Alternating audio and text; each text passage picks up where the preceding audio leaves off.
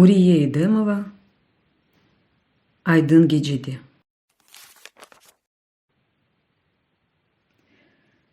Дагы ичинде каялар, чалылар, отлар арасындан жүрмек гайет зор болса да, караңгык түшкенче дагыдан чыкмага тырыштылар. Энверинен Кемалынын аркасында бир эр йорган. Серверчик баягы эргеже анасынын кучагында эди. Юклап калган соңра ону Жебайыр алды. Юклаган бала да агырлашкан эди. Аяклар, эллер талдылар. Алиме токталып артына бакты. Дагдаки кадын бала чага ве картларынын эпосы ачык көктө бир сырага тизилип жөнүпкө сыжак мемлекеттерге кете аткан турналар киби келмекте эдилер. Буюк ана Алиянын элинден тутуп кетти. Бул эле вакытта турналар керваны бир сафта мавы көктө сербест канат какаркенлер кря, бизлер сыжак мемлекеттерге кетемиз, сагылык менен калыңыз, кысмет болса язда кени келермиз деп кубанч менен кычырашалар, боюнларыны огге созуп, эп көк тереңлигине учалар. Өзлеринин дүлбер аракетлери менен балаларга кубанч багышлайлар. Бу керван исе гам векедерге гарк болуп, олардын үйлеринде, оз догмуш көйлөрүндө, ожакларында не беклегенini билмей, өлүмнүн тытыс панжаларыны ис эткен алда кетмектелер. Керван көйгө якынлашканда онун сафы бозулду. Адамлар топар болуп, өзлери жашаган маалелерге doğru жол алдылар. Эн угдек кете аткан Назим менен Энверни бир немсе сакчысы токтотду. Бир шейлер айтты. Балалар омузларыны кыстылар. О ачууланды. Арттан келген Жебайырдын кулагына партизан ве бир-эки тааныш сөз чалынды. Аркасындагы баланы яваштан жерге тушурду, ачуулуу фашисттин янына барды. Биз партизан дегилмиз, бу көйдө жашайбыз, эвимизге кетемиз, деди мектепте өгренген сөзлөрүнү тапыштырган алда.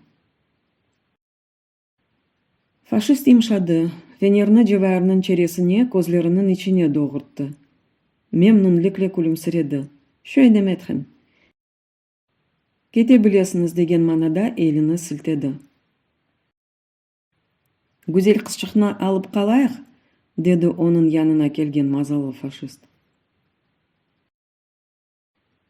Узун бойлуу алман башыны терсине какытты.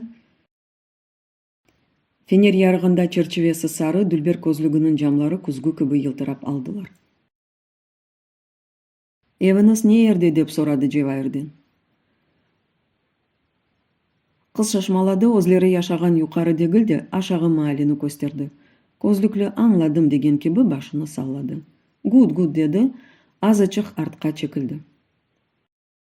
Бала чага ве кадынлар кечип кетмегенже жерден кыбырдамады.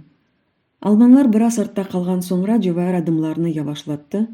Анасына юрек берген кеби онун менен яна-янаша жүрдү. Кени токтотсалар не япармыз балам, деди ана касиветленген алда. Олар сакчылар. Биз энди көйүбүзгө кирдик, коркмага не бар, деди. Лекин өзүнүн тизлери калтырамакта эди. Энвер деп коркканынданмы, жокса татасынын умут этмеден бүгүн япкан жесурлугуне шашканынданмы, тосат артына анасына ве Жебайырге бака берейди. Баланын отуну патлатты кынзырлар, деди ана өз башына лаф эткен кеби. Ниаят олар чоң азап ве чекишүүлөрдөн соңра догмуш маалеге келип чыктылар. Балалар өзлери окуган мектептин өгүндөн кече ятканда бири-бирлерине бакып алдылар. Черелеринде насылдыр мемнуниет асыл болду. Дерсин тезден эллеринде чанталары мында окумага кележеклер. Лекин бу хаял эди. Мектептин капысы ачылып, андан автоматлы алманлары чыкты. Чапып барып мектептин сол тарафында турган машинага отурдулар. Балалар мындан тезже узаклашмак үчүн адымларыны сыклаштырдылар. Жебайырдын аяклары ве эллери коркудан ве агыр юктен кесилген эдилер, лекин ичинден насылдыр күч ону эп огге тартмакта эди. Аз ачыкта жүрселер, эвлеринде болажаклар. Бомбаламак дегил өлдүрселер биле энди эвимизден чыкмамыз ана, деди Жебайыр. Ана авлақтан долмуш evine бақып алды. Evге теже етіп бармақ үшін ашыққан балалар азбар қапы янына келген соң тоқтап қалдылар. Evе азбарның içi күндіздегі кебі ярық. Бүтін лампочкалар янмақта. Фашист аскерлері evге кірелер, чықалар. Алиме өз елінен килетлеп кеткен қапылары артына жа ачық. Энвер ебінден тұтып етеклеп кетірген сығыр, «Мені не үшін тоқтаттын?» деген кебі башыны ачуынен қақты. Қораның ачық қапысындан içeri соқылмақ істеді. Бұны көрген азбардаки алманлар шақылдап күліштілер. Бірденесі чапып келді, ишарет ве сынырча пармағыны тіклеп, еліні маңлайына тоқындырды, «Му» деп қычырды, сығырға doğru юрды. Бір шейлер айтты, күлді. Сығырыңа кет башымдан деген кебі башыны қақытты. Кені içeri азбарға кірмеге ұнтылды. Эке аскер да чапып келді. Сіз кімсіңіз? Uzun бойлысы рус сөзлеріні зорнен тақыштырып сұрады. Біз мында яшаймыз. Анавы менің evim, деп жауап берді Алиме.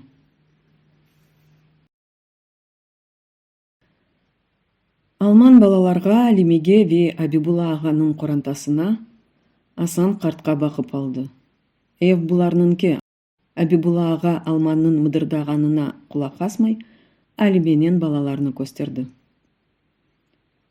О елінде яш баласы олған Алимеге ве ушуп омызларыны қысып тұрған балаларға қартнен қартиге диққатнен бақты, соңра башыны терсіне қақытты. Оларға мында кірмек мүмкін дегіл деді. Я қайда бара жақлар, деді Асан қарт Эйжанға келіп.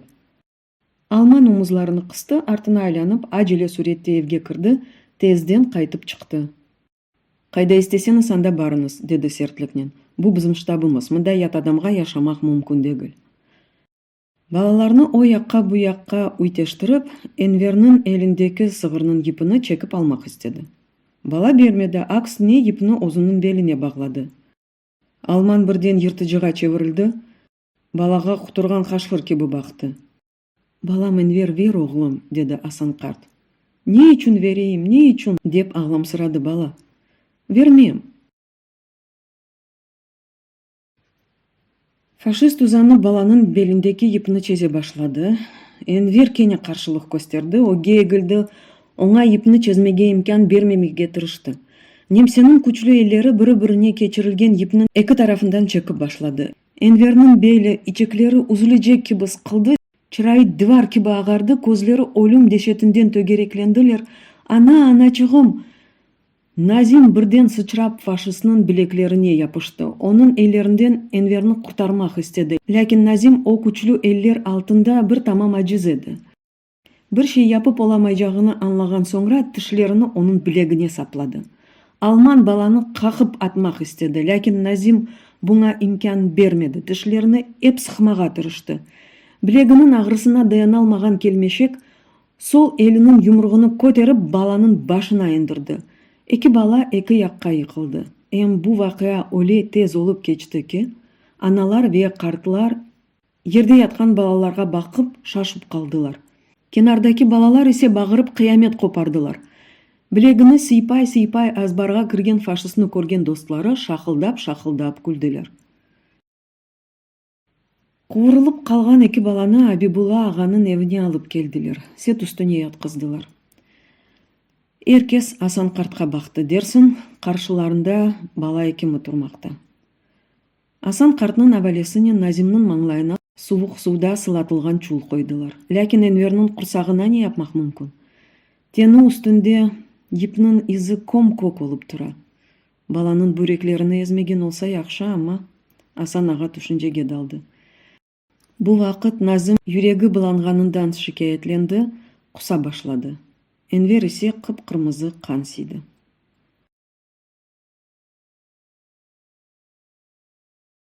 Балалар анда-мында юқлап қалдылар.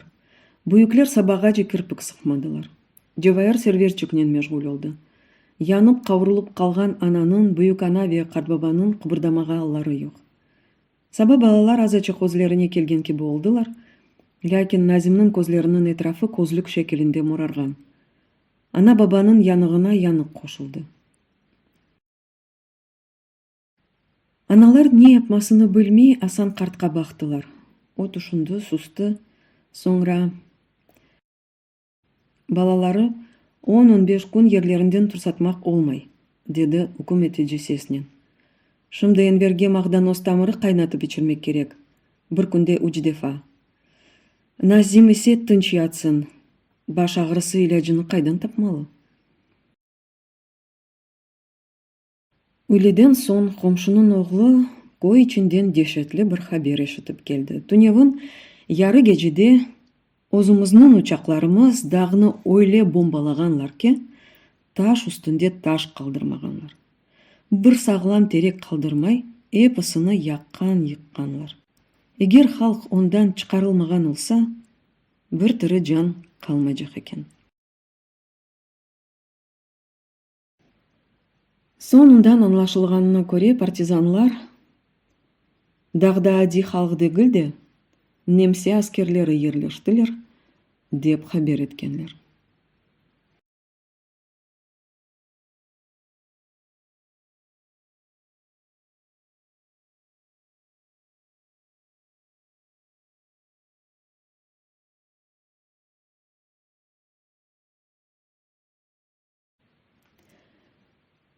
Азбарда терен қар. Тереклерінің даллары ашағы егілгенлер. Авасы сәкен. Күнеш баяғы юқары көтерілген, ама шефаатсыз көріне. Оның зайып зиясы тазе қар үстіне түшкенде күміш кебі елтірай. Анда кімсе көрінмей, сес солық ешітілмей. Бірінші қар. Жевайыр азбарға шықты, бір қар топачы ясап, içeri алып кірді, балаларға көстерді. Бірінші қар, деді.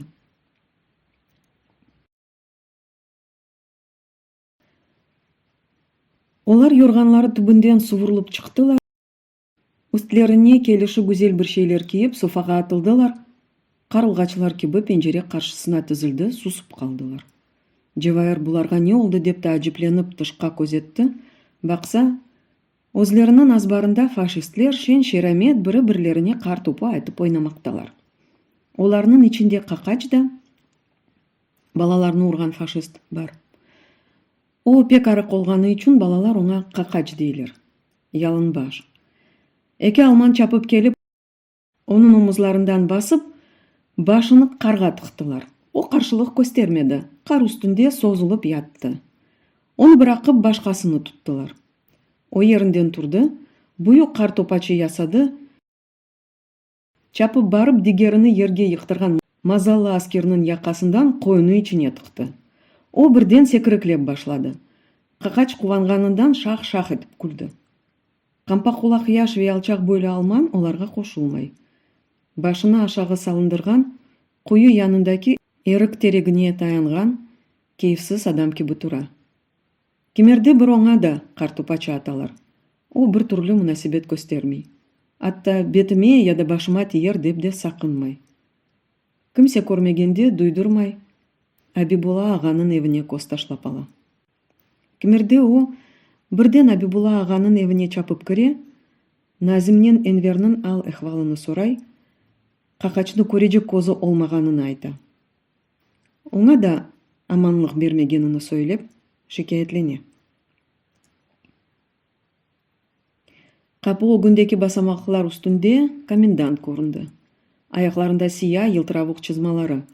Дүлбер яқалы пальтосыны омызлары үстіне алған, башында кене шу yüksek шапкесі. Оны көрген аскерлер бірден тоқтадылар.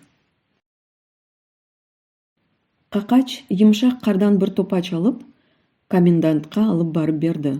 Шорбаджы оны алды, не үшіндір қоқлап бақты. Сақ елінден солына, сол елінден сағына авуштырды. Бұны бір қач кере текрарлады. Чересі түшінжелі. Аскерлерге бір шелер айтты, пальтосына сарылды, yol içinde тұрған машинасына мініп, қайдаларғадыр ғайып болып кетті. Дегер алманлар да оз юваларына кірділер. Балалар сессіз солықсыз бірер-бірер өз ерлеріне қайттылар.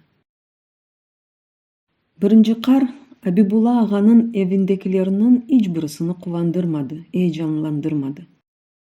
Адети узре эр саба эрте арамдаки сыгырны бакып ве бир кучак удун алып келген Абибулла ага эвге кирмезден эвел өксүрө сылкынып, үстүндеки карны какып тушурду.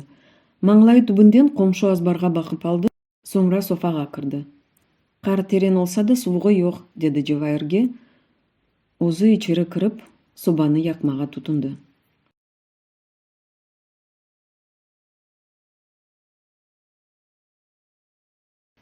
Пенжере каршысында турган Жевайырнын көзлөрү огунде былтыр биринчи кар жааганда улуп кечкен вакыялар жанландылар.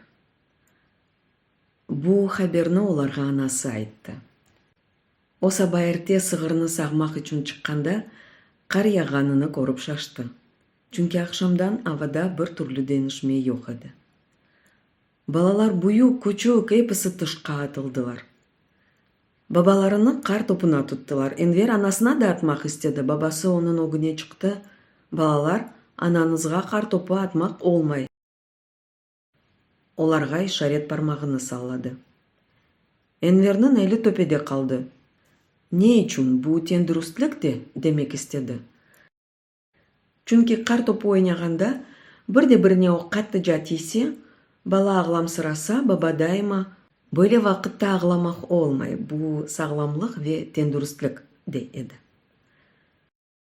Эр вакыт ве эркес үчүн мүмкүн болмаганын бала кайдан билсин? Ondan sonra бүтүн азапты баба чекти. Жафернен Жевайыр оны жерге йыктырдылар. Doğrusu баба өзү йыкылды. Кичкенелер оны кар ичине көммек истедилер. Сес, шамата, кубанч. Баба оларга балабанчана ясады. Үйледен соң акшамга же дегирмен дереде чана тайып ойнадылар. Эм бүтүн койнун баласы анда эди. Эвге yorulup ачыкып кайттылар. Эписинин янаклары кыпкырмызы. О кубанчлы ве бактылуу күнлер кечмишке дöndü. Шымды оларнын жерине фашистлер сефа сүрмектейлер.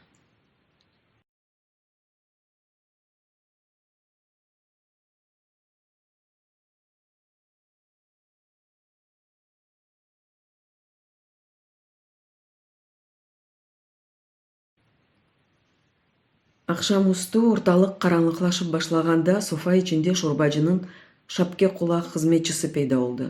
Нефесине жетишмей, оларны атмага алып кеттилер, деди, элинен бетини капатты.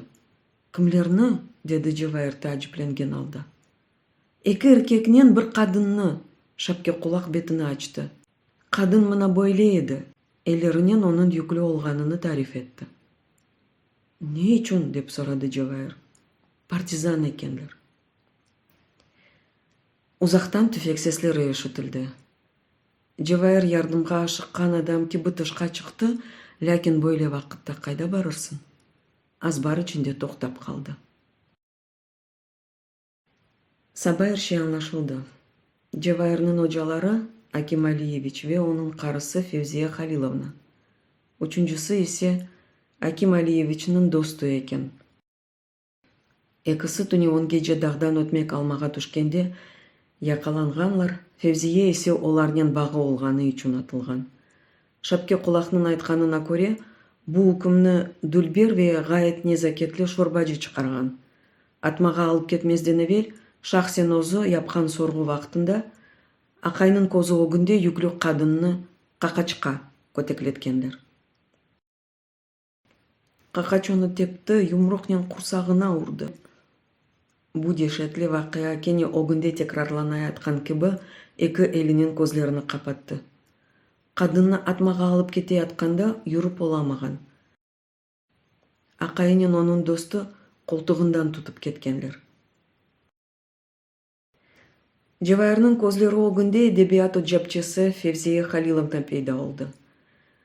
Талебе дерстен жавап бергенде о ралилер арасында яваш адымлаяrak бүтүн диккатин dinleydi. Берилген жавапны бегенмесе, талебенин каршысында токтала ве оңа жиддий бака, жакшы жазырланмага тырыш дей эди. Жавапны бегенсе, Барып өзінің еріне отыра, хошнут алда күлімсірей. Onun yanaklarında al güller açkan, güneş şavlesi oynagan gibi ola. Mavi gözlerinde şenlik ve kıvanç balkılday. Cevahir böyle vakitte onun çeresine bakmağa pek seviydi. Bir sözünen aytkanda onun çeresini tebesun pek yaraştıra turgan. Şunun üçün de Cevahir onun dersine daima yaxşı hazırlıknen barmağa tırışaydı.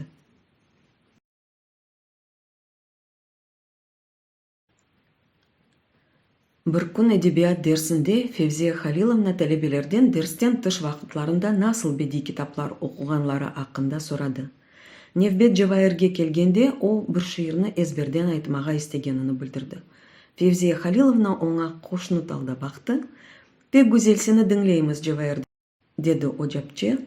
Cevahir sınıf tahtasına bakkan alda alçakça davuşnen şiirini aytıp başladı. Taң bülbülü.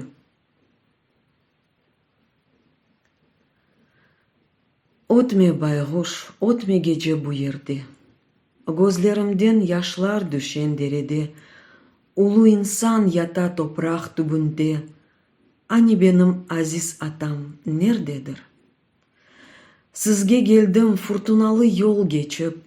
Kart Yasafat deresinde gam seçip. Kalbinizin gayesi için ant içip. Ani nerede? Meşalimiz nerededir? Elakete mahum, bedbaht millete ayat bahşiş eylediniz. İzzete, şayansınız, saf ruhunuz cennete mekan bulsun. Artık ben ne ideyim? Men koyluyum, geldim bir yük çiçekle, dağda kırda uzdım yanık yürekle, ruhunuza derin secde etmekle, deyim, bizim başkanımız nerededir? Sen sus bayguş, gönlüm azap çekmesin. Fıganından eşkım sonup ketmesin.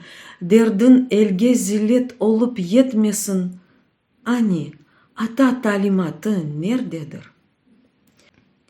Ötme bayguş gece terek dalında, bu şerefli zincirlarının aldında, Koyge dönem eziyetli alında. Sayra bülbül, sayra can dinlesin. Sınıfta çıbın uçsa eşitilecek gibi sükunet hüküm sürmekteydi. Ocakçı masası yanına bardı, Cevahir'den bu şiir kimninki, kimge bağışlangan dep soramadı. O her şeyini anladı. Talebelerinin ise anlaganını istemedi. Dünyalar seni, bütün insaniyetke belli büyük ve ulu mütefekkir Gasprinski'nin adını şimdi anmak bile yasak. O cepçe talebesine sen şimdi kimler hatırlaganını bilesin mi dep baktı. Sonra sualge ozu cevap bergen gibi oldu. Eğer bilmegen olsa muellifnin adını aytır, şiirini kimge bağışlanganını bildirir edi, dep düşündü. Herkesinin dikkatini başka yakka burmağa hareket etti. Cevahir, sana benim yolumdan ketmek gerek olacak galiba. Sen edebiyatını yaxşı bilesin, dedi. Cevahir bir kaşını көтерді. Bağışlanız Fevziye Halilovna. Men farmacevtika institutuna kirmek isteyim, dedi qati sesnen. Cevahir'nin gözleri o günde masa başında turgan Fevziye Halilovna degildi. Tizlerine jыққан içine batkan kadın peyda oldu. Karşısında немсе avtomatçıları.